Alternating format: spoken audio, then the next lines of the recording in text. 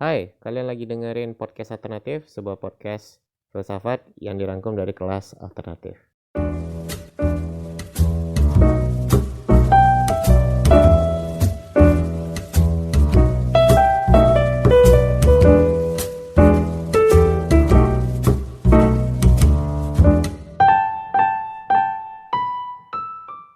Assalamualaikum warahmatullahi wabarakatuh. Selamat pagi, salam sejahtera bagi kita semua. Terima kasih bagi teman-teman yang masih join kelas alternatif edisi 14, edisi Kepemimpinan ala Filsafat Timur. Selamat datang saya ucapkan bagi peserta yang baru. Nama saya Kadri Fama, inisiator Arena Alternatif, dan teman-teman lagi ada di kelas alternatif, yakni kelas filsafat gratis bagi publik yang menyasar filsafat praktis. Jadi kita menurunkan filsafat yang konseptual menjadi praktikal agar teman-teman tahu dan bisa menerapkan filsafat di kehidupan sehari-hari. Nah, karena hari ini seperti episode kemarin, yakni saya recordingnya real time, teman-teman boleh menyambil kelas ini sambil makan, sambil nyantai-nyantai, karena ini juga weekend, so don't take it as a burden, jangan anggap ini sebagai beban, tapi jadikan aja katarsis. Jadikan aja sebagai hiburan, pelepas penat, pelepas stres ya, walaupun lepas stresnya lewat filsafat. Oke, semoga kelas ini tetap menyenangkan seperti biasa dan tetap bisa bermanfaat bagi teman-teman. Nah, apa aja sih yang akan dibahas secara umum di kelas alternatif edisi 14 ini? Well, secara umum kita akan melihat bagaimana filsafat timur, dalam hal ini Taoisme, konsep suatu kepemimpinan atau apa sih yang mereka anggap sebagai kepemimpinan ideal dan apa aja yang menjadi prinsip-prinsip dasarnya, apa yang menjadi nilai-nilai yang dipercaya dan lain sebagainya. Kita akan bahas satu persatu dan semoga teman-teman bisa ikutinya dengan baik ya. So, without further ado, mari kita mulai dengan membaca basmalah. Bismillahirrahmanirrahim. Allahumma sholli ala Muhammad wa ala Muhammad. Let's see. Baik, di awal kita bedain dulu cara pandang atau cara melihat dunia ala filsafat Taoisme dan filsafat-filsafat lain dari timur. Setidaknya ada 3 sih menurut saya paling mendasar dalam perbedaan ini. Pertama ada Buddha ya, atau di Buddhisme. Yang kedua ada Konfusianisme, dan yang ketiga ada Taoisme ya, atau tokohnya Lao Tzu gitu. Jadi 3 tokoh di 3 aliran ini punya perbedaan pandangan dalam melihat atau menafsir dunia. Kalau Buddha, dia melihat dunia ini pahit ya. Maka Buddhisme selalu menekankan bagaimana ketenangan hidup ada pada penyangkalan terhadap hal-hal yang sifatnya material atau sifatnya keduniawian. Jadi exile atau pengasingan atau menidakkan dunia lah adalah ciri khas dari Buddhisme. Karena mereka melihat dunia ini rusak ya, dunia ini suatu penderitaan. Jadi kalau kita ingin terbebas dari dunia yang berupa penderitaan ini, ketika kita hidup kita harus menepikan dunia itu sendiri. Makanya pengasingan itu menjadi tahapan tertinggi ya di Buddhisme untuk memperoleh spiritual yang sangat dalam. Jadi Buddha melihat dunia sebagai penderitaan atau dunia itu sendiri pahit ya. Sedangkan Konfusius melihat dunia itu sebagai asam. Jadi misalnya kalau kamu punya air minum gitu, air itu kan netral, tapi gara-gara dicampur sesuatu atau terkontaminasi sesuatu, akhirnya jadi asam, akhirnya jadi nggak enak, seenak air putih. Nah, dunia juga seperti itu bagi Confucius ya, dimana dunia ini sebenarnya baik sih, sebenarnya enak sih, cuman karena kerusakan moral manusia, kemudian perilaku-perilaku yang seperti peperangan ya, menumpahkan darah dan kejahatan-kejahatan lain, membuat dunia tuh menjadi asam. Jadi kita harus mengelola dunia agar nggak asam-asam banget. Nah, itu Confucius. Jadi kalau tadi kan lebih ke arah pasifisme ya. kayak pasrah, Buddha, ya udahlah kita tidakkan aja. Kalau Konfusius ini dia agak optimis. Iya sih ada banyak penderitaan, ada banyak konflik di dunia ini ya, tapi kita harus mengelolanya karena pada dasarnya dunia itu baik, hanya saja moral yang tidak gitu. Nah, kebalikannya Lao Tzu atau di Taoisme melihat dunia itu sebagai sesuatu yang manis ya. Jadi adanya konflik, adanya ketidaksempurnaan dalam hidup, ya itulah yang disebut dengan hidup yang sempurna. Jadi kalau kata Dewi D. Lestari itu, meskipun banyak penderitaan atau kekurangan, hidup ini indah begini adanya kan gitu. Lao Tzu juga punya pandangan yang mirip-mirip ya, bahwa hidup itu sendiri udah manis gitu. Adapun sesuatu yang tidak sesuai dengan pikiran kita atau harapan kita, yaitu adalah bagian dari dinamikanya saja gitu. Kayak kenapa ada orang jelek gitu? Ya karena orang ganteng itu akan bisa terlihat ganteng kalau ada pembandingnya, yakni orang yang tidak ganteng. Nah, kira-kira gitu. Jadi dinamika naik turun atau hitam putih dari kehidupan itu adalah suatu paket kesatuan atau suatu yang melengkapi satu sama lain. Kira-kira begitu ya. Dari 3 perbedaan pandangan ini, maka kita bisa menyimpulkan Lao Tzu atau di Taoisme nanti akan banyak prinsip-prinsip dasar yang sangat optimistik melihat manusia. Jadi bagaimana kita memperoleh suatu nilai, bagaimana kita melihat implementasi dari nilai tersebut tergantung dari optimisme ini tadi. Seperti apa turunan dari pandangan hidup yang optimistik ini, atau bagi Lao Tzu hidup yang manis ini, mari kita cek. Nah, fondasi dari Taoisme itu adalah bagaimana dia melihat dunia itu punya hukum alamnya atau punya sunatullahnya bahasa Islam. Jadi ada mekanisme alamiah yang harus kita ikuti. Teman-teman yang ikut kelas alternatif edisi 13 saya pikir cukup paham dengan ini. Kalau tidak mungkin bisa direview lagi materi Taoisme di kelas 13. Tapi intinya hidup itu ada alirannya, ada takdirnya, dan ada keseimbangan di dalam aliran tersebut. Taoisme menyebutnya sebagai sebuah harmoni alam ya. Nah, sebagai seorang pemimpin, bagi Taoisme kita harus lebih banyak merenung, kita harus banyak berkontemplasi. Karena manusia yang sadar akan hakikat hidup harusnya banyak mengambil waktu untuk berkontemplasi tentang bagaimana harmoni ini bekerja, bagaimana alam itu berproses, kemudian menghasilkan suatu siklus tertentu. Misalnya ketika kita lihat air, itu kan ada siklus hujan. Pemimpin itu adalah orang yang tidak melawan siklus ini. Pemimpin adalah orang yang tidak berjalan berlawanan dengan takdir. Dia akan melihat bagaimana natural suatu pola atau suatu pekerjaan itu berlangsung. Nah, dia membimbing anggota-anggotanya atau organisasinya untuk bisa selaras dengan aliran hidup ini atau harmoni dari alam ini.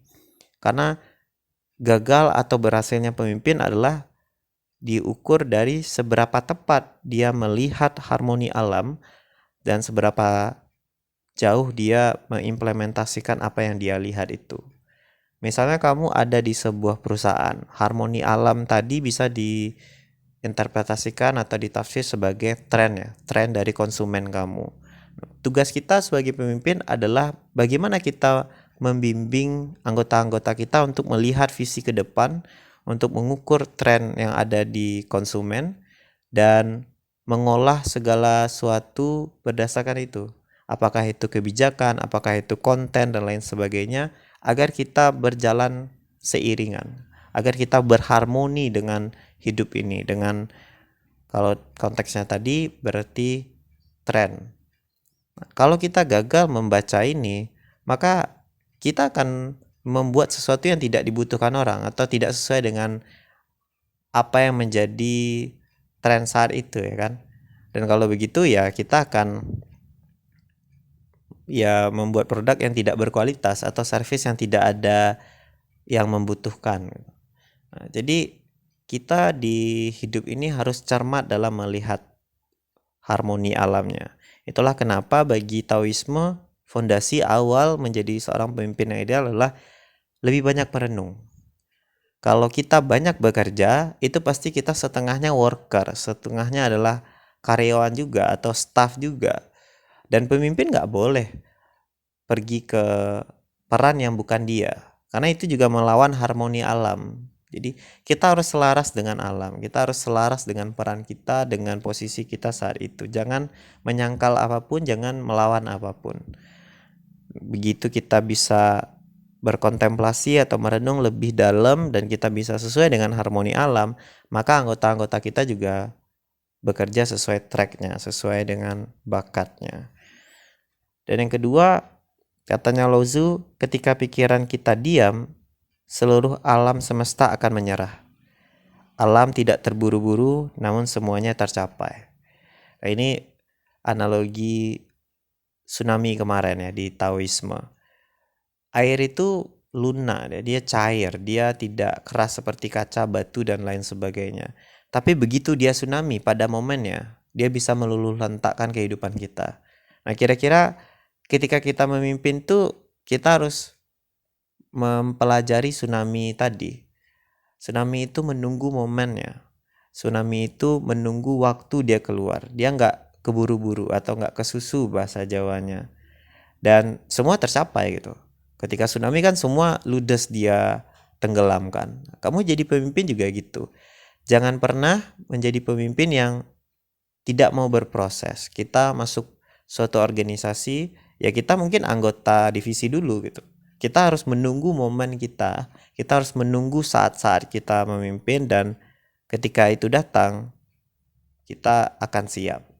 Jadi jangan terburu-buru untuk siap atau jangan terburu-buru untuk memimpin justru bagi Lao Tzu atau bagi Taoisme, karena itu akan membuat kita menjadi orang yang tidak harmoni dengan alam ya, tidak selaras tadi, karena alam tidak terburu-buru, alam punya ritmenya dan kita juga harusnya punya ritme juga.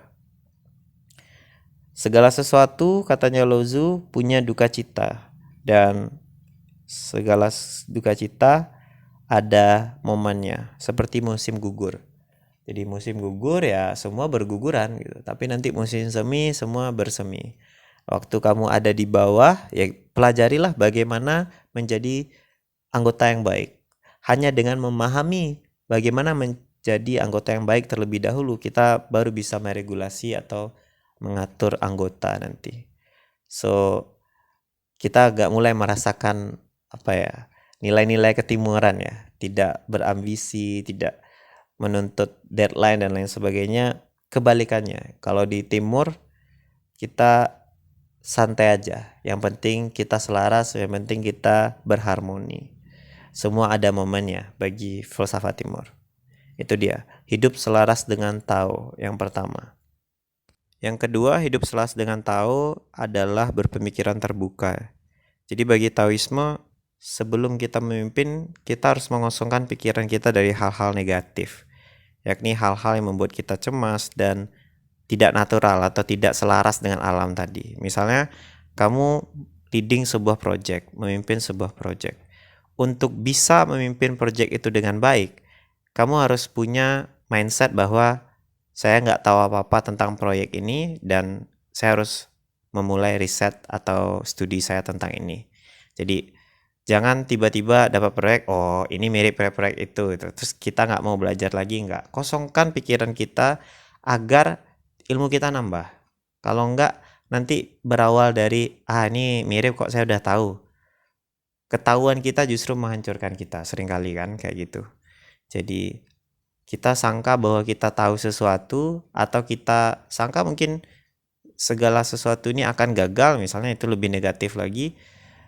Itulah yang justru menciptakan kegagalan. Itulah justru yang membuat kita tidak dapat berhasil di suatu organisasi atau di suatu proyek. Jadi coba kosongkan pikiran kita dari hal-hal negatif atau dari hal-hal yang sok tahu tadi, dan andaikan pun kita cemas, kita harus menyingkirkan itu. Jadi kenapa kita cemas kan intinya karena kadang-kadang kita nggak ngerti apa yang mau kita kerjakan. Ya udah, kosongkan aja diri sedari awal kalau gitu. Dengan begitu kan kita punya kesadaran untuk mengisi yang kosong, untuk mempelajari apa yang kita tidak tahu atau yang kita setengah-setengah tahu, dan dengan begitu kecemasan berkurang. Karena semakin kita cemas, semakin nggak rasional keputusan yang kita buat, dan itu membuat kita semakin tidak bisa membaca alam tadi, atau tidak bisa membaca tren, peluang, dan lain sebagainya. So, pertama, perhatikan pikiran kita, kemudian kosongkan dari hal-hal negatif, dan yang ketiga, hindari rasa cemas ya. Karena katanya Lao-Tzu, kegunaan pot berasal dari kekosongannya. Kosongkan pikiranmu dari segalanya, biarkan pikiranmu menjadi tenang. Jadi kalau kita punya pot bunga misalnya, kalau udah dari awal kita isi pasir, ya berarti fungsinya nggak jauh-jauh dari misalnya sebagai tempat wadah tumbuhan atau sebagai ya hiasan atau segala sesuatu yang berkaitan dengan taman ya. Tapi kalau kamu kosongkan, wah itu bisa jadi macam-macam. Bisa jadi wadah untuk tempat apa ya, bahan-bahan bangunan misalnya ya kan. Pot bunga itu bisa aja taruh apa gitu kan, nggak harus jadi pot bunga jadinya. Atau kalau kamu isi air berarti jadi ember dia kan, tinggal tutup aja lubangnya dan lain sebagainya. Intinya adalah kalau kita kosongkan pikiran kita teman-teman, kita bisa mengisinya dengan apapun. Tapi kalau kita udah nyangka bahwa kita hanyalah orang yang bisa skill A, atau kita udah bisa nih melakukan A, ya berarti kita muter-muter di situ. Kita nggak bisa mengeksplor skill lain, kita juga nggak bisa melakukan hal-hal lain selain apa yang kita percaya. Atau kalaupun kita udah merasa bisa, ya skill kita tidak bertambah, maka kualitas pekerjaan kita atau kepemimpinan kita ya muter-muter dari apa yang kita merasa kita udah tahu atau kita merasa kita udah terisi tadi. So, yang kedua mirip pepatah yang bilang ilmu padi ya, semakin berisi semakin merunduk. Dengan merunduk kamu bisa diisi. Dengan merunduk kamu bisa mempelajari banyak hal, melampaui batasan-batasan yang tadi kita punya. Yang ketiga adalah memimpin versi kita sendiri. Kita harus berhubungan dengan diri kita yang sebenarnya, bukan yang seharusnya.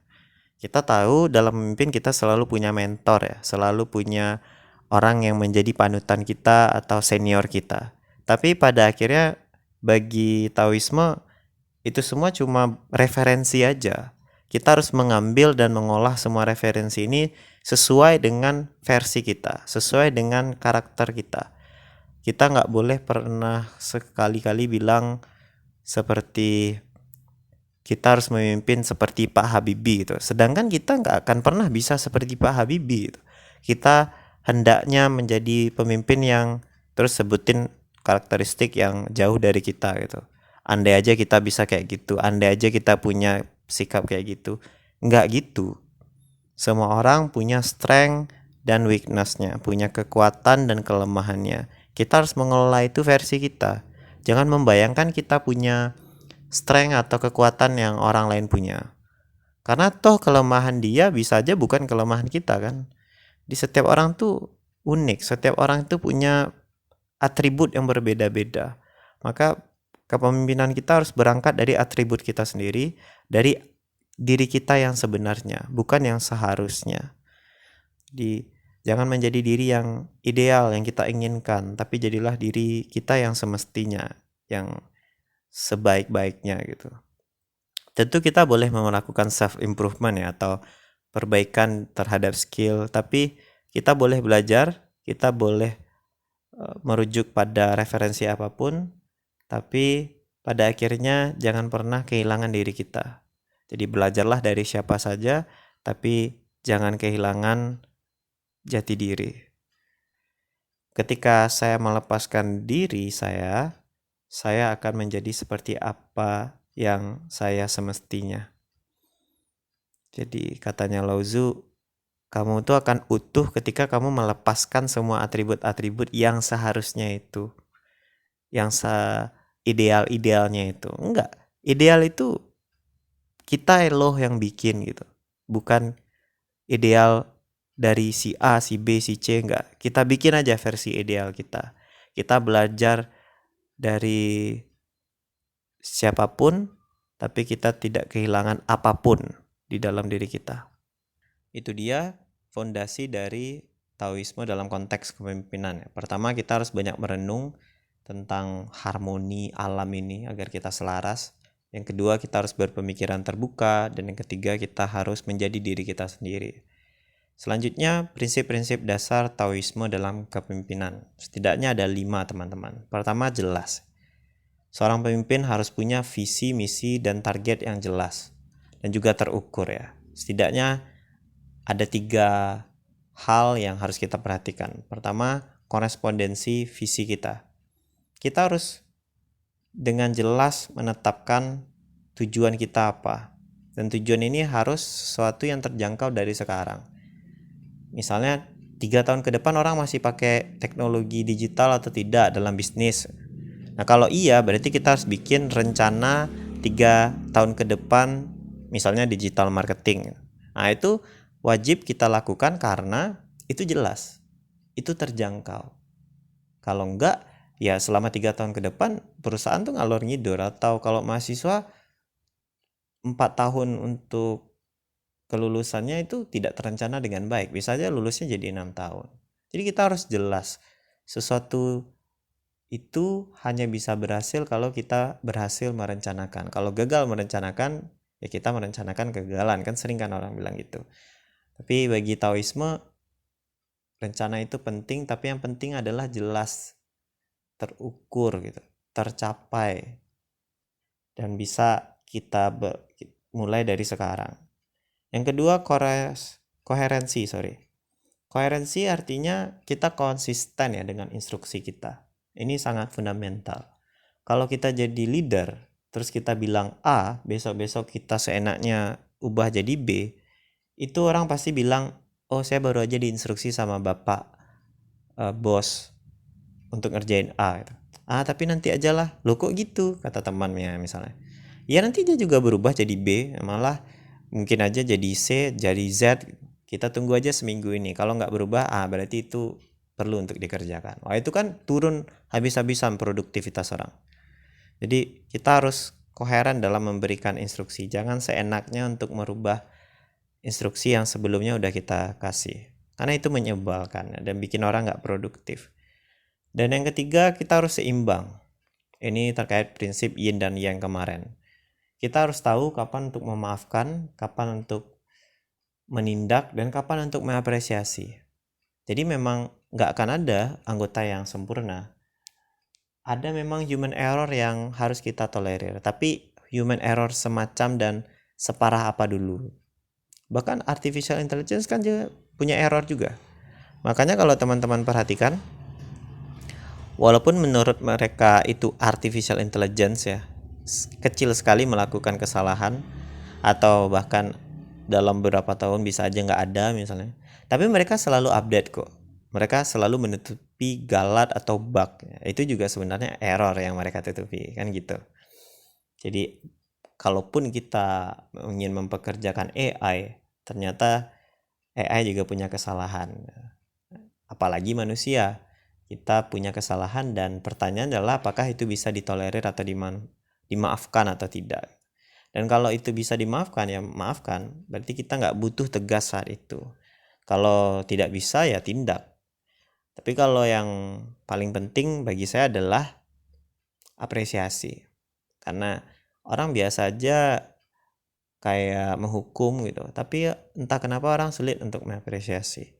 Apresiasi di sini bukan gombal ya, karena ini beda. Kalau gombal itu kita bilang yang jelek itu jadi nggak jelek gitu, jadi bagus, itu gombal. Apresiasi itu adalah kita secara jujur mengatakan yang bagus, kemudian kita menghargai upaya dari sesuatu yang gagal dan kita beri solusi. Itu namanya apresiasi. Kalau cuma sekedar, wah nggak apa-apa, everything's gonna be okay, ya, tinggalnya cuma naif, tinggalnya cuma kepalsuan.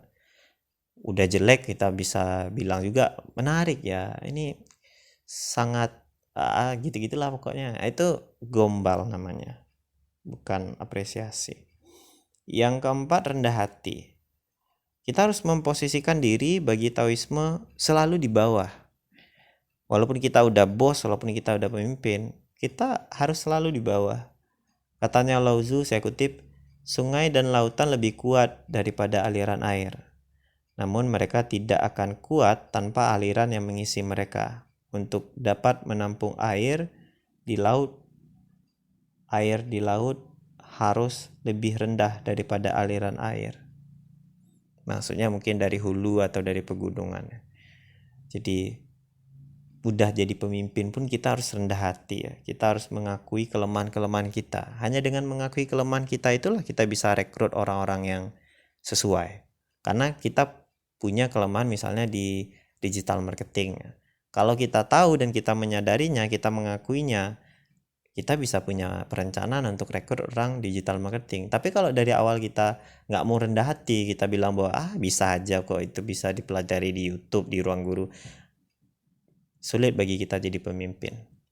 Kerjaan kita nggak efektif karena kita tidak kerja sama. Dan yang kedua, terimalah aspirasi dari anggota. Ini jelas ya, karena orang yang rendah hati, orang yang mau dikritik, orang yang mau terima saran. Yang kelima, berani untuk melepaskan. Ini agak sulit, apalagi bagi orang yang perfeksionis.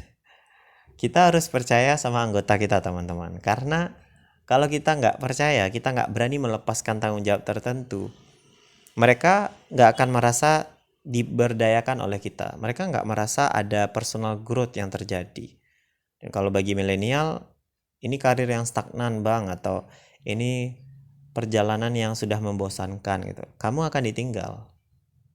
Jadi untuk bisa membuat orang nyaman di bawah kepemimpinan kamu, atau orang merasa dirinya berkembang di bawah perusahaan kamu, berani melepaskan.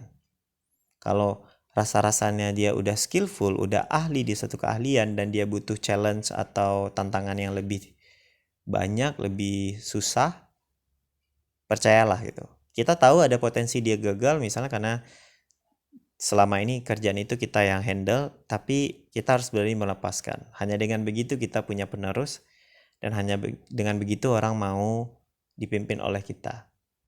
Baik, kita masuk ke nasihat kepemimpinan dari Taoisme, khususnya dari Lao Tzu. Pertama, yakni mengendalikan diri. Katanya Lao Tzu, memahami orang lain berarti pandai. Memahami dirimu sendiri berarti bijaksana. Menguasai orang lain berarti kuat, menguasai diri sendiri berarti perkasa. Jadi, mengendalikan diri atau berperang dengan diri sendiri itu jauh lebih penting daripada mengendalikan orang lain atau berperang dengan orang lain ya. Musuh yang terbesar bagi Taoisme dalam kepemimpinan adalah ego kita, hasrat atau ambisi kita justru. Ini bisa kita lihat di sejarah ketika Adolf Hitler tumbang di Perang Dunia II ya. Dan Jerman waktu itu menjadi pihak yang sangat-sangat disalahkan tentang perang itu. Jadi waktu itu Hitler punya ambisi untuk menaklukkan Rusia di musim dingin, kisaran Desember ya. Karena bagi Hitler itulah kado Natal dia. Hanya dengan ambisi itu dia mengerahkan banyak pasukan di Rusia, sedangkan waktu itu Rusia sangat prepare dengan medan pertempuran yang bersalju. Dan Hitler kehilangan banyak pasukan di situ. Berawal dari kekalahan telak oleh Rusia, Hitler akhirnya terpojok, makin lama makin kalah. Kita tahu dia juga diserang oleh Inggris waktu itu karena ada Alan Turing yang membongkar kode enigmanya sehingga militer Nazi bisa diketahui atau dipantau, dimata-matai lah ya.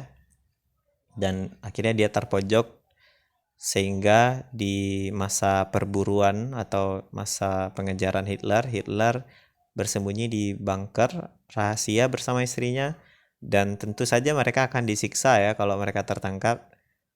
Dan oleh karena itu mereka memutuskan untuk mati bunuh diri, meminum racun. Hitler dan istrinya meminum racun di bunker rahasia, dan yang ditemukan waktu itu hanya mayatnya yang sudah terkujur lemas ya karena minum racun tadi. So, kalau saja kita bisa mengendalikan diri kita dengan tepat, maka kebijakan kita juga akan bijak. Kebijakan kita akan sangat realistis, sangat pragmatis, dan ya mudah tercapai gitu, mudah direalisasikan. Tapi kalau kita berambisi habis-habisan, kita akan mengeksploitasi anggota kita pasti. Kita akan bikin kebijakan-kebijakan yang gak rasional dan kita akan hancur di situ. So, kalau kita punya jabatan, kita harus memperhatikan bagaimana mengendalikan ambisi kita dengan jabatan itu. Bukan mengendalikan orang lain terlebih dahulu justru, tapi diri kita. Katanya Iwan Fals kan itu, perang itu melawan diri sendiri. Selamat datang kemerdekaan kalau kita mampu menahan diri, kan gitu. Jadi pengendalian diri menjadi nasihat pertama dan utama sekali dari Taoisme. Yang kedua yakni kuasai pikiran. Kalau tadi kan lebih ke arah ambisi, nafsu, hasrat, atau keinginan-keinginan tertentu. Kalau ini lebih ke arah pikiran kita tentang dunia dan sekitarnya. Jadi katanya Lao Tzu gini, perhatikan pikiranmu karena pikiran akan menjadi kata-kata. Perhatikan kata-katamu karena akan menjadi tindakan. Hati-hati dengan tindakanmu karena akan menjadi kebiasaan. Hati-hati dengan kebiasaanmu karena kebiasaanmu akan menjadi karaktermu. Perhatikan karaktermu karena karakter akan menjadi takdirmu. Jadi kalau dari awal kita pesimis, tidak mau mencoba, atau kita yakin bahwa anggota kita itu nggak skillful, nggak ahli, maka kita akan mengeluarkan kata-kata berdasarkan pikiran kita tadi.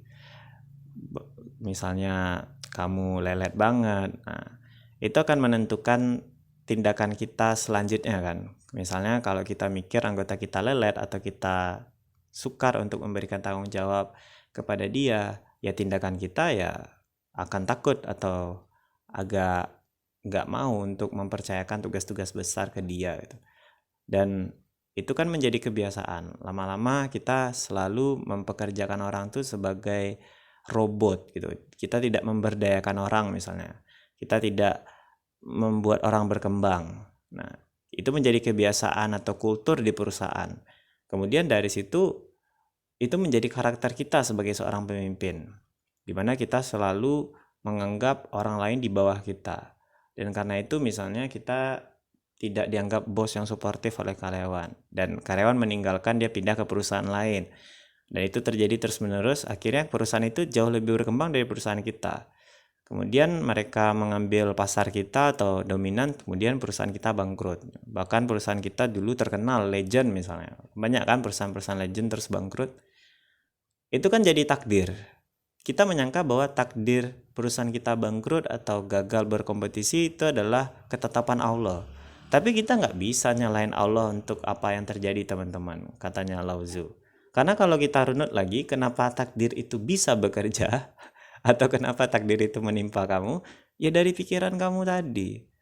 Kamu menyangka orang lain itu nggak skillful, terus kamu nggak mau memberikan pekerjaan yang lebih kepada dia, kamu kerjain kerjaan sendiri. Akhirnya itu bikin orang nggak nyaman, orang pindah, dan ketika orang pindah, bisnis kamu akhirnya hancur. So, pikiran kita ini menentukan apa yang kita lakukan. Dan itulah akan mempengaruhi karakter dan yang terakhir takdir kita. Jadi, hati-hati dengan lintasan pikiran atau pikiran yang melintas begitu saja, teman-teman. Kita harus mencurigai yang semacam itu justru. Itu saran personal saya, karena banyak hal ketika kita tidak mencurigainya pasti bermasalah. Jadi coba perhatikan pikiran-pikiran yang melintas di kepala kita. Ini ada kutipan dari Jack Ma, if we believe we are, we can be. Kalau kita percaya bahwa kita dapat melakukan sesuatu, kita bisa menjadi orang yang seperti itu. Misalnya kamu percaya bahwa kamu kuat, kamu bisa jadi kuat. Kalau kamu percaya bahwa anggota kamu pintar, dia bisa jadi pintar. Intinya ada di kepercayaan kita dulu. Kita harus percaya dulu. Jadi Jack Ma ini menurut saya punya kedekatan dengan Taoisme atau dengan Lao Tzu ini, karena banyak gaya-gaya memimpin dia yang mirip dari Taoisme, termasuk di poin tentang belief ini atau tentang kepercayaan ini. Jadi Jack Ma itu seringkali bilang, we believe we are tomorrow's Google, misalnya. We are tomorrow's eBay atau yang kayak gitu-gitu. Dan kita tahu dia adalah founder Alibaba Group ya. Salah satu yang paling terkenal adalah Alibaba Express gitu. Dan pasarnya itu udah sangat menjangkau berbagai belahan dunia. Nah, ini juga ada kutipan dia tentang belief, it's not about money, it's about dream. It's not about technology that change the world, it's a dreams that change the world. Jadi ini bukan soal uang, katanya Jack Ma. Ini soal mimpi. Bukan teknologi yang merubah dunia, tapi mimpilah yang merubah dunia. Itu katanya Jack Ma. So, kuasai pikiran kita, karena pikiran ini akan menentukan bagaimana tindakan, kemudian kebiasaan ke karakter, dan yang terakhir ke takdir kita, katanya Lao Tzu. Selanjutnya yakni kesungguhan. Ini berlaku untuk poin 3 dan juga poin 4.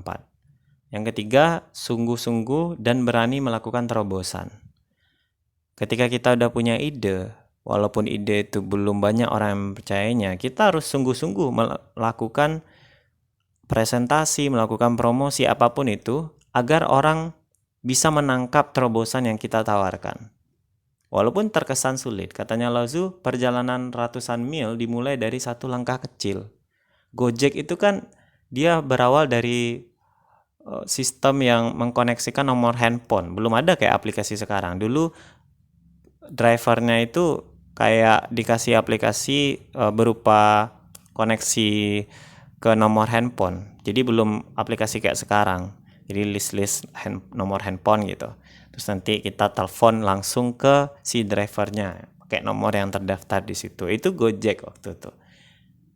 Banyak hal yang sekarang advance, dulunya itu kayak trial biasa. Alibaba juga gitu. Dimulai di sebuah apartemen kecil bersama belasan orang anggotanya Jack Ma. Tapi nggak apa-apa. Langkah kecil itulah yang bisa menghasilkan ratusan mil perjalanan. Katanya Jack Ma ini, don't be the best, be the first. Nah, itu dia.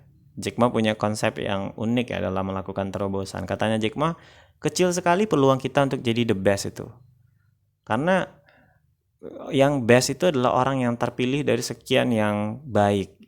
Dan opportunity untuk ke situ lebih kecil. Kesempatannya jauh lebih sempit. Tapi kalau kita menjadi yang pertama, saingan kita sedikit. Dan itulah kenapa pede aja melakukan terobosan. Karena kita bisa aja yang jadi pertama ini, walaupun kita nggak terbaik. Aplikasi AliExpress itu kan diperbaiki dari masa ke masa dia. Makin lama makin baik, makin lama makin baik. Tapi kenapa kita percaya sama dia? Bukan yang lain. Ya karena dia yang pertama. Dia yang the first. Nah, itu katanya Jack Ma. Yang keempat, meluangkan waktu. Nah, ini kesungguhan juga ya. Katanya Lao Tzu, waktu adalah sesuatu yang kita luangkan. Maka berkata aku tidak punya waktu atau kita tidak luang, itu sama dengan berkata aku tidak ingin. Jadi kalau kamu bilang, saya nggak ada waktu untuk bikin bisnis bang, saya fokus kuliah. Itu sama aja kamu bilang kamu nggak ingin berbisnis. Udah bilang aja langsung kayak gitu. Kalau kamu ingin, pasti kamu meluangkan waktu. Pasti kamu mengalokasikan sumber daya, tenaga, pikiran kamu di situ. Tapi kalau nggak bisa, berarti kamu nggak ingin. Nah, ini bisa dipakai cewek-cewek ya. Kalau ditanya, kamu bisa jalan apa enggak? Gitu. Oh enggak, aku ada kesibukan mbak. Itu sama aja kamu nggak ingin. Iya kan, sering kan cewek-cewek nyalahin cowok kayak gitu. Nah, tapi intinya di sini adalah kesungguhan. Kalau kita sungguh-sungguh, pasti kita meluangkan waktu dan kita akan yakin dengan terobosan kita. Be the first, even if we cannot be the best. Yang kelima yakni menjadi tak terlihat. Ini ciri khas yang paling inti di filsafat timur atau Taoisme. Bagi Taoisme, pemimpin yang ideal itu adalah pemimpin yang tidak menampakkan diri. Katanya Lao Tzu, saya mengutip, ia yang tidak menampakkan diri, karenanya ia terlihat di mana-mana. Ia tidak memberikan batasan pada dirinya sendiri, karena dia berbeda. Ia tidak menonjolkan diri, karenanya ia berhasil. Ia tidak membanggakan karyanya karenanya ia tetap tegak. Ia tidak bertengkar dan justru karena itulah tidak ada orang di dunia yang dapat bertengkar dengan dia. Maksudnya apa? Kalau kita menjadi pemimpin dan kita mencari reputasi, orang akan melihat itu kok. Orang akan sadar bahwa kamu haus kekuasaan dan reputasi, aktualisasi dan lain sebagainya. Orang malah gagal respect. Kalau kita justru fokus pada memberdayakan orang lain, bagaimana kita bisa membuat dia lebih baik, dan kita tidak memikirkan diri kita, tapi justru dia, orang akan sebut siapa sih mentor si A, siapa sih leadernya si B itu. Nah, karenanya dia akan terlihat di mana-mana. Padahal tadi tujuannya bukan untuk menampakkan diri. Jadi orang yang menonjolkan diri justru sering gagal ya, karena orang ilfil aja gitu. Orang suka justru orang yang sebaliknya, yakni memberdayakan yang lain dan fokus kepada pengembangan orang lain. Dengan begitu orang akan ingat kamu kok. Yang kedua, katanya Lao Tzu, pergilah dan temuilah masyarakatmu. Hiduplah bersama mereka, cintailah mereka. Mulailah dari apa yang mereka tahu. Berkaryalah dengan apa yang mereka miliki. Dan pemimpin terbaik itu adalah saat pekerjaan tuntas, masyarakat berkata, kita sendiri yang melakukan ini.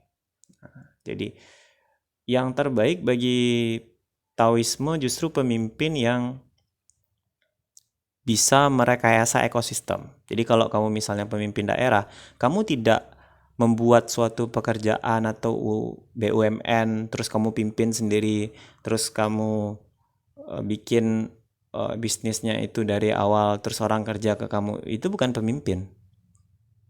Ataupun kalau kita anggap itu pemimpin, itu bukan pemimpin yang baik. Pemimpin yang baik apa? Pemimpin yang baik adalah pemimpin yang merekayasa ekosistemnya. Misalnya kamu merekayasa sistem perpajakan, kamu merombak kebijakan investasi dan lain sebagainya. Itu kan kamu nggak terlihat di masyarakat. Kamu nggak masuk ke gorong-gorong got. Tapi kamu memperbaiki infrastrukturnya. Kamu memperbaiki kebijakan-kebijakan investasi kamu, kemudian orang masuk, kemudian orang berbisnis. Kamu juga mempermudah transparansi pengurusan atau surat-surat administrasi lah misalnya. Kemudian orang melakukan bisnis dan akhirnya masyarakat maju.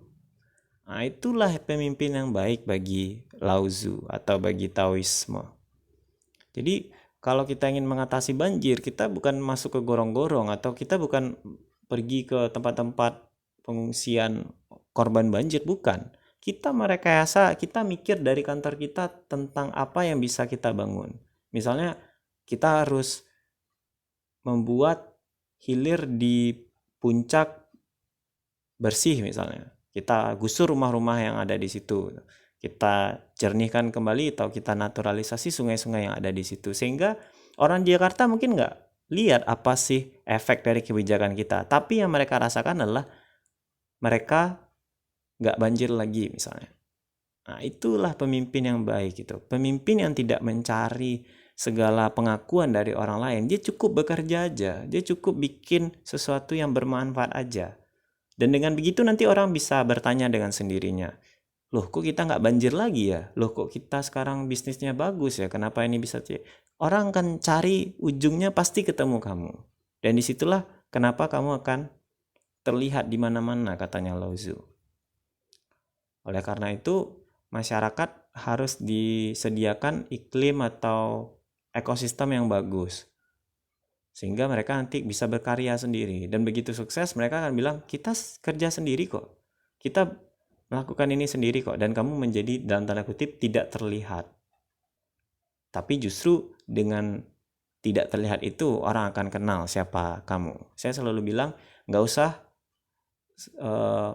menampakkan bahwa kita pemimpin, koor divisi atau ketua umum, nggak usah. Cukup pastikan anggota kita bekerja sangat baik atau sangat profesional. Orang akan tanya siapa leadernya dia, siapa pemimpin anggota itu. Udah gitu aja. Inilah nasihat dari Lao Tzu kepada kita. Ini juga sejalan ya dengan Jack Ma. Katanya Jack Ma, why I become the CEO? Because I want my people better than I am. Jadi, kenapa saya jadi direktur utama Alibaba Group, katanya Jack Ma, karena orang-orang saya atau anggota saya tahu, saya selalu ingin orang-orang saya atau anggota saya lebih baik daripada saya. Jadi karena orang tahu kalau Jack Ma yang pemimpin, Jack Ma akan berpikir serius tentang kesejahteraan karyawan, tentang bisnis ke depan, dan lain sebagainya, orang justru memilih dia sebagai direktur. Jadi prioritaskan orang lain, teman-teman. Bikinlah orang lain bisa berkarya dengan maksimal, dengan sangat baik. Maka itulah pemimpin yang tidak terlihat atau pemimpin level tertinggi bagi Taoisme. Bicara level kepemimpinan yang tertinggi memang kepemimpinan yang tidak terlihat tadi. Tapi ada beberapa prinsip ya dalam level kepemimpinan tertinggi ini atau level kepemimpinan 1 ini. Pertama, pemimpin itu dia harus menyadari triggering event atau kejadian-kejadian yang bisa menjadi bencana atau pemancing kerusakan dalam organisasi dan lain sebagainya. Ini bisa berupa kesalahan anggota, kejadian buruk, atau kegagalan dari rencana yang sudah diatur. Nah, yang kedua, pemimpin yang baik itu adalah pemimpin yang bisa merawat emosinya atau dia tetap tenang mengamati triggering event tadi. Jadi dia tidak serta-merta nyalain orang. Loh, ini kok bisa kayak gini? Loh, kenapa ini nggak dilaporin ke saya? Jadi dia nggak kayak gitu. Dia menganalisa. Ini terjadi dan saya tidak tahu kenapa. Apakah mungkin saya lupa meletakkan di SOP bahwa setiap kegiatan harus dilaporkan misalnya.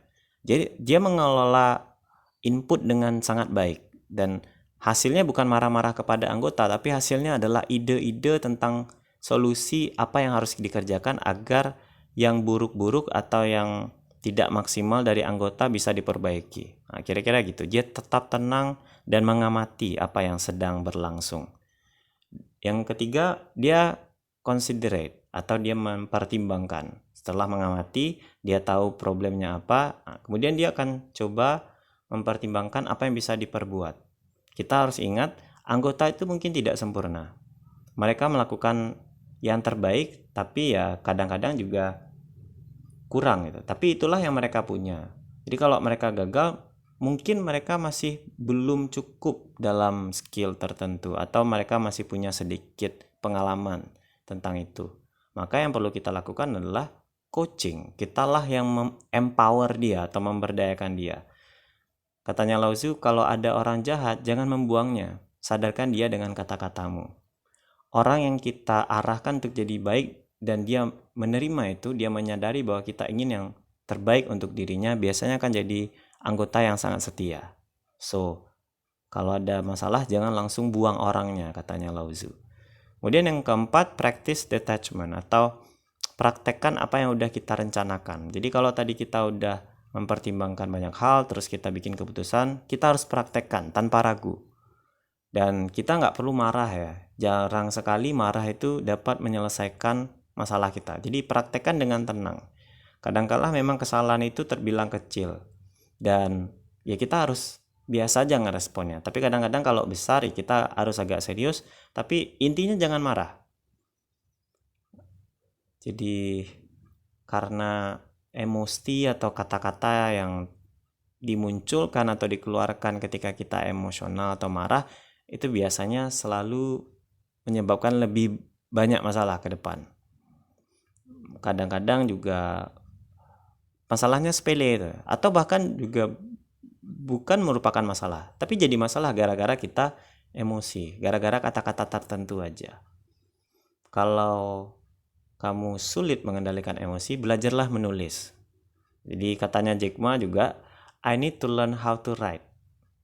Whenever I talk, right now cause a lot of problem in China. Setiap saya ngomong, katanya Jack Ma, banyak problem, banyak masalah yang terjadi di Cina. Jadi saya harus dari sekarang mulai belajar menulis. Kalau menulis itu kan kita lebih terstruktur, lebih memperhatikan pilihan kata dan lain sebagainya. Jadi Jack Ma aja menulis loh teman-teman untuk memperhatikan apa yang akan dia sampaikan agar tidak terjadi masalah-masalah di kemudian hari.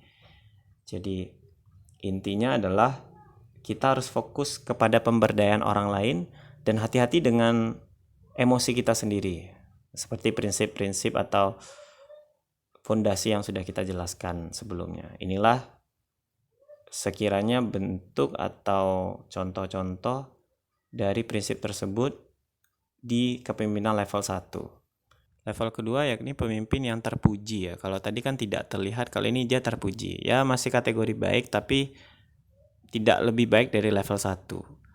Kalau pemimpin yang terpuji ini atau pemimpin level 2 ini, dia punya 5 prinsip dasar ya. Pertama, insight atau wawasan. Dia tahu dan dia melihat segala sesuatu juga cukup komprehensif, cukup jauh, cukup dalam. Dia mengetahui apa yang harus dia lakukan selanjutnya ketimbang mengetahui hal-hal yang akan dikerjakan sampai akhir. Pokoknya yang akhir nanti juga akan kita kerjakan, tapi jangan pikirin sekarang. Sekarang yang terdekat dulu. Nah, itu biasanya pemimpin terpuji. Jadi insight-nya. Kalau tadi kan dia paham triggering events.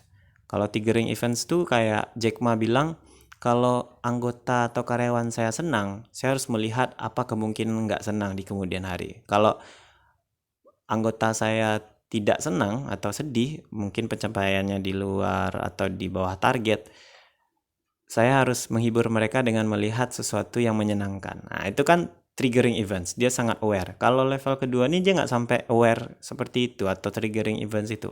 Tapi setidaknya dia cukup berwawasan atau insight-nya cukup banyak. Yang kedua, courage atau keberanian ya. Dia berani memimpin orang lain bukan dari kata-katanya tapi dari contoh yang dia perlihatkan. Jadi kata-kata sedikit, hanya saja perilaku yang banyak. Sebelum dia bilang ayo angkat ini, tangannya udah di benda itu. Kemudian orang lain mengikutinya. Yang ketiga, loyalty atau kesetiaan. Pemimpin yang terpuji, dia selalu mengurus timnya. Jadi dia nggak pernah meninggalkan timnya sekalipun timnya buruk. Kayak yang saya bilang tadi kan, kalau ada tim yang buruk, jangan buang orangnya, tapi coaching skillnya. Sehingga dia bisa menjadi pengikut kita atau anggota kita yang juga loyal. Jadi kita yang mengurus tim kita, suatu hari akan diurus oleh tim kita. Kenapa ada orang yang mau kerja sama orang lain, bahkan di bisnis yang masih baru dimulai, gaji yang nggak seberapa? Karena kita bisa saling respect itu. Karena mungkin si CEO atau foundernya pernah ngurus staff atau co-foundernya itu. Jadi mereka punya hubungan emosional yang kuat. Yang keempat, discernment atau kemampuan untuk mengevaluasi dan menilai situasi. Hampir mirip dari level 1 tadi, tapi agak kurang semahir level 1. Tapi kemampuan evaluasinya juga sangat bagus. Yang kelima, fairness ya. Dia tidak pernah membeda-bedakan anggota tim. Jadi dia adil. Yang salah bilang salah, yang benar bilang benar. Itulah kira-kira pemimpinan level kedua. Nah, pemimpin level ini biasanya masih mencari apresiasi dari masyarakat. Jadi masih mengalokasikan waktu untuk belusukan, misalnya untuk melihat masyarakat tertentu gitu. Padahal problemnya ya terselesaikan, hanya saja lambat gitu. Jadi belusukan itu bukan berarti jelek ya, hanya saja tergantung niatnya. Kalau mencari apresiasi, kalau kita merasa bahwa oh ya media perlu tahu atau masyarakat perlu tahu, walaupun kebijakan kita bagus-bagus, ada banyak impact-nya bagi Lauzu, itu masih level 2. Kepemimpinan yang belum maksimal sih, teman, terkategori bagus. Ini kalau kita punya pemimpin kayak ini aja udah syukur sebenarnya kita ya. Mudah-mudahan teman-teman menjadi salah satu pemimpin yang terbaik ya, atau setidaknya level 2 ini. Selanjutnya adalah kepemimpinan level 3. Ini terkategori buruk. Elemen paling penting di level ini adalah takut. Takut di sini tidak berasal dari pemimpinnya, tapi lebih kepada anggotanya. Kenapa? Karena pemimpin ini sering melakukan opresi dan sistem hukuman. Di dunia modern ini semacam bos yang menyebalkan, yang suka mengevaluasi anggotanya di depan yang lain, agar orang yang bersalah merasa dirinya sangat rendah gitu. Jadi dia takut melakukan kesalahan itu lagi, dan akhirnya dia menghormati mau nggak mau si bosnya atau si manajernya. Ini semacam taktik bullying itulah ya.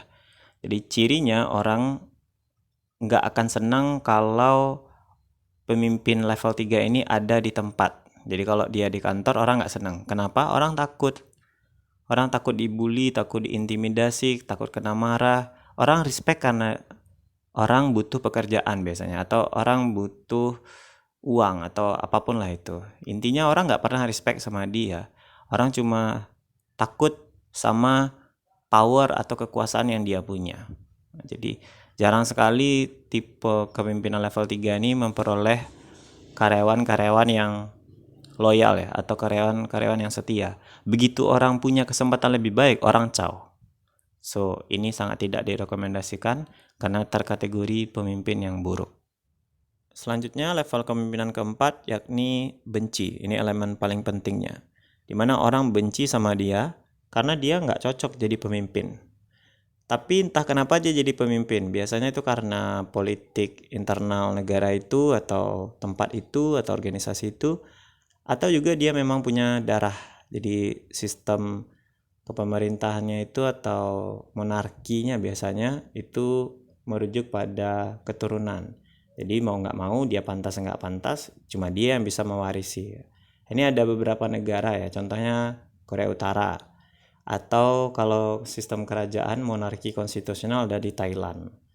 Nah, apakah mereka baik atau tidak? Silakan teman-teman nilai sendiri. Tapi intinya kalau pemimpin level 4, mereka sering menunjukkan kebodohan di saat yang bersamaan. Jadi banyak kebijakan dia tuh ngawur-ngawur aja, tapi entah kenapa ya mau nggak mau dilaksanakan bawahan-bawahannya kan.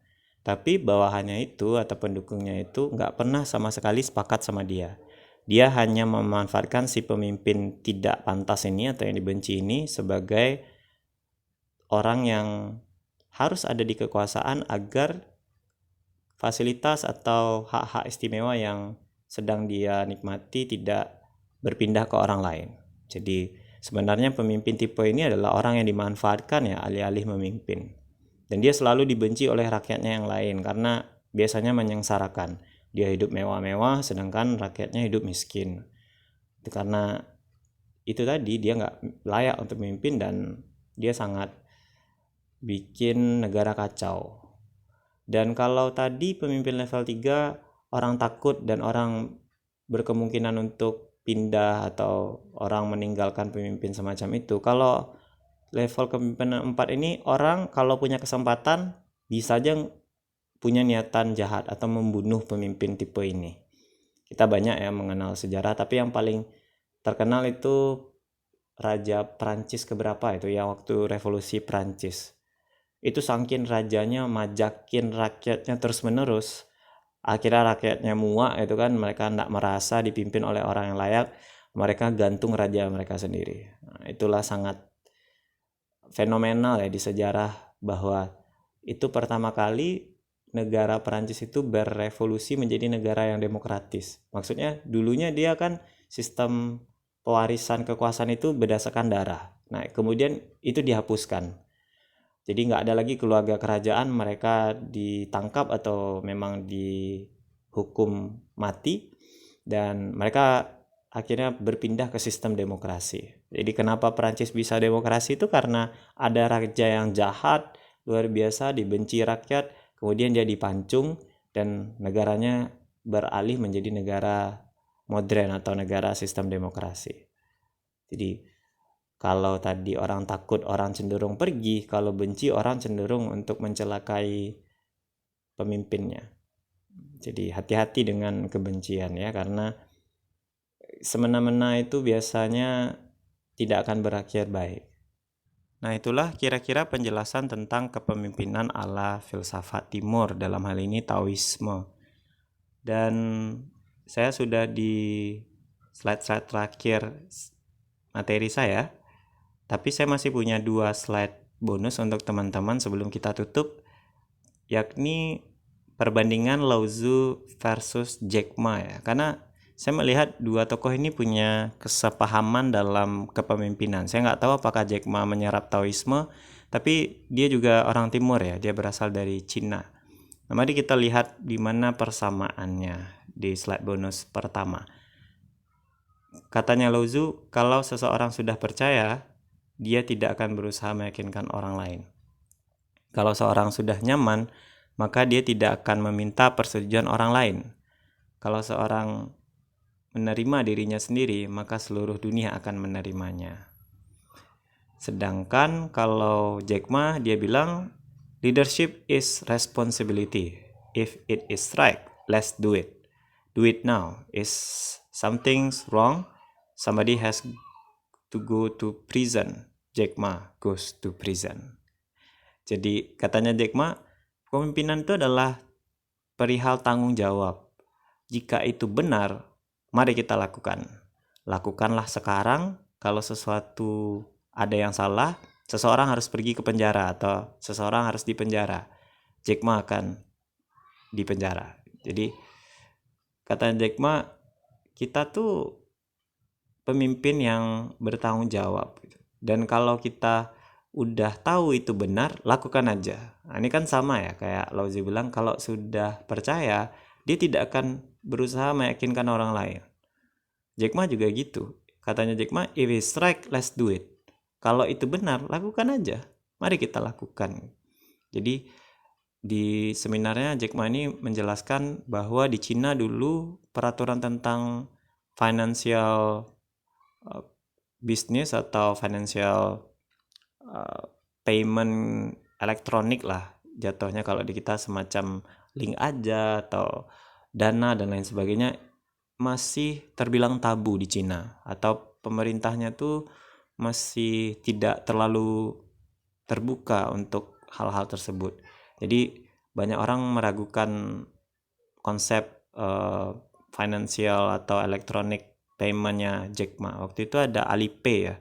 Nah, Alipay ini kontra banget sama kebijakan Cina waktu itu. Tapi bagi Jack Ma, ya kan kita tidak berniat jahat, lakukan aja, kata Jack Ma. Dan ternyata setelah lobby-lobby itu berkembang dan sekarang udah lebih banyak orang yang melakukan inovasi-inovasi di situ. Alipay itu hanya salah satunya. Tapi intinya Jack Ma berhasil melakukan apa yang dia percayai. Dia nggak pernah ragu selama itu baik atau selama itu benar. Kemudian Lao Tzu juga pernah bilang, kesempurnaan adalah kesediaan untuk tidak sempurna atau menerima ketidaksempurnaan itu justru. Sama kalau Jack Ma bilang, up and down is making sure the ship is strong enough, making sure you know where you are going. Jadi katanya Jack Ma, naik turun itu justru memastikan kapal kita cukup tangguh, cukup kuat, dan memastikan kita tahu kemana kita akan berlabuh. Nah, jadi dia sama-sama melihat bahwa perjalanan itu pasti akan susah ya, atau nggak akan ada bisnis tuh yang sempurna, ada naik ada turun, tapi justru itulah yang memastikan kita kuat. Kalau bahasanya Lao Tzu tadi, kesediaan kita untuk tidak sempurna itulah yang sempurna. Nah, jadi kita bisa lihat ya bahwa Lao Tzu tadi melihat dunia itu sebagai sesuatu yang manis, atau dunia itu indah, hidup itu indah. Nah, dia buktikan di quotes-nya yang ini. Bagi dia, sempurna itu mungkin, sempurna itu ada, selama kita mau menerima ketidaksempurnaan. Itulah yang sempurna, katanya Lao Tzu. Ini bonus slide terakhir dari saya tentang bagaimana menjadi entrepreneur sesuai dengan tahapan-tahapan umur versi Jack Ma. Di tahapan pertama, sebelum umur 20 tahun, katanya Jack Ma, jadilah pembelajar yang baik atau be good student. Belajar sedikit aja tentang wira swasta, tapi yang lebih prioritas adalah sekolah kita. Sebelum umur 30, tahapan kedua ya, ikutilah seseorang. Bergabunglah di perusahaan kecil, lalu belajar bagaimana bermimpi. Ini unik ya dari Jack Ma. Karena kalau kita bergabung di perusahaan besar, kita tuh cuma bagian kecil dari sistem yang udah mapan, sistem yang udah besar gitu. Jadi kita belajar baik tentang proses, tapi kita nggak pernah terlibat di keputusan-keputusan penting atau keputusan besar. Karena itu level manajerial atau top elite leader aja yang di situ gitu. Jadi belajarlah di startup justru, katanya Jack Ma, di perusahaan kecil, perusahaan rintisan. Kalau kamu pengen jadi entrepreneur, di usia 30 sampai 40 tahun putuskan dengan baik apakah kita pengen jadi entrepreneur atau tidak. Kita pengen kerja untuk diri kita sendiri atau tidak. Karena inilah umur yang menentukan nanti kamu jadi entrepreneur atau tidak. Nah, kemudian selanjutnya yakni bagaimana kita memfokuskan diri kita pada suatu pekerjaan. Di tahapan 4, usia 40 sampai 50 tahun. Di usia ini kamu jangan pindah-pindah bidang lagi. Karena di usia tadi kamu udah putuskan kan? Nah, kamu harus fokus pada pekerjaan yang kamu ahli aja. Mungkin kamu bisa pindah kerjaan, kata Jack Ma, tapi peluang kamu untuk tidak sukses itu lebih tinggi. Karena kamu berhadapan dengan anak-anak muda yang masih punya banyak energi, banyak waktu, banyak kesempatan untuk mencoba. Sedangkan kamu kan ya ada tanggung jawab juga kan, umur 40-50 ini kan harus stabil kamu. Kalau enggak kamu bisa kerepotan di finansial. Nah, di usia 50 sampai 60 tahun kamu harus mendidik generasi berikutnya atau kamu harus investasi ke anak muda. Ajarkan mereka karena mereka bisa mengerjakan pekerjaan jauh lebih baik daripada kamu. Nah, di usia 60 sampai seterusnya, itu kamu istirahat aja lagi, kata Jack Ma. Nggak usah mikir-mikirin apa lagi. It's too late, kata Jack Ma. Enjoy your life. Nikmati hidup kamu. Nah, itulah kira-kira yang bisa saya jelaskan tentang kepemimpinan ala filsafat timur. Yang jelas secara umum, bagi filsafat timur, pemimpin itu adalah orang yang tidak terlihat atau memprioritaskan orang lain. Orang yang fokus bagaimana memberdayakan orang lain dan tidak pernah mencari reputasi. Dan mereka juga orang-orang yang sangat peka ya dengan kehidupan orang lain juga atau triggering events kayak tadi. Dan ya sangat rendah hati ya kalau di filsafat timur ini. Oke, mungkin itu aja untuk hari ini. Terima kasih atas waktu dan atensinya. Saya ucapkan wabillahi taufiq wal hidayah. Alhamdulillahirabbil alamin. Assalamualaikum warahmatullahi wabarakatuh.